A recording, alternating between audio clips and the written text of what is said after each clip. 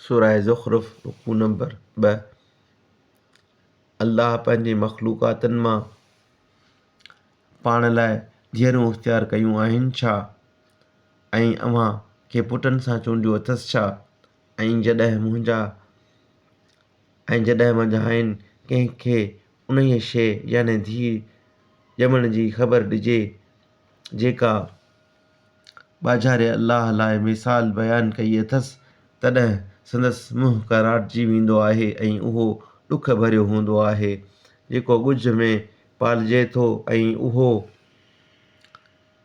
झगड़े में पंहिंजी ॻाल्हि खे पधिरो करण वारो न आहे। ऐं मलाइकनि खे अल्लाह जूं धीअरूं मुक़ररु कयूं अथनि जे पाण अल्लाह जा बाना आहिनि, ऐं उहे संदसि पैदा थियण वक़्तु हाज़िर हुआ छा? संदिन उहा शाहिदी सिघो ई लिखबी ऐं हू क़यामत में पुछिया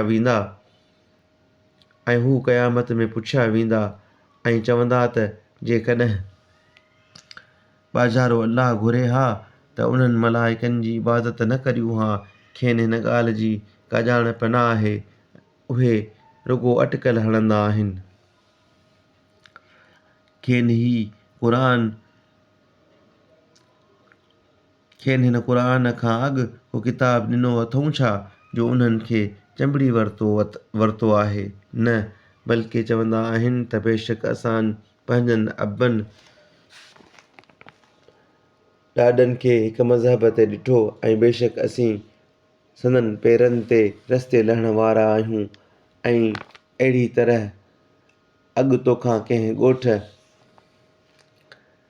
में ॾेजारींदड़ न मोकिलियोसूं। पर उन जे आसूदनि माण्हुनि चयो त असां पंहिंजा पीउ ॾाॾा हिक दीन ते ॾिठा।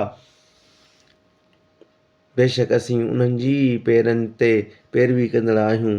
पैगंबर खेनि चयो त पंहिंजनि अबनि ॾाॾनि जी पैरवी कंदउ छा, जेतोणीकि अव्हां वटि उहो दीन आंदो अथमि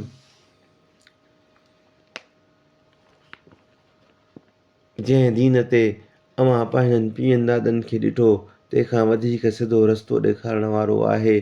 चयूं त जंहिं शइ सां अव्हां खे मोकिलियो वियो आहे तंहिंजा असीं मुनकिर आहियूं। पोइ खाइन बदिलो वरितोसूं, पोइ ॾिस त कूड़नि जी पछाड़ी कीअं थी।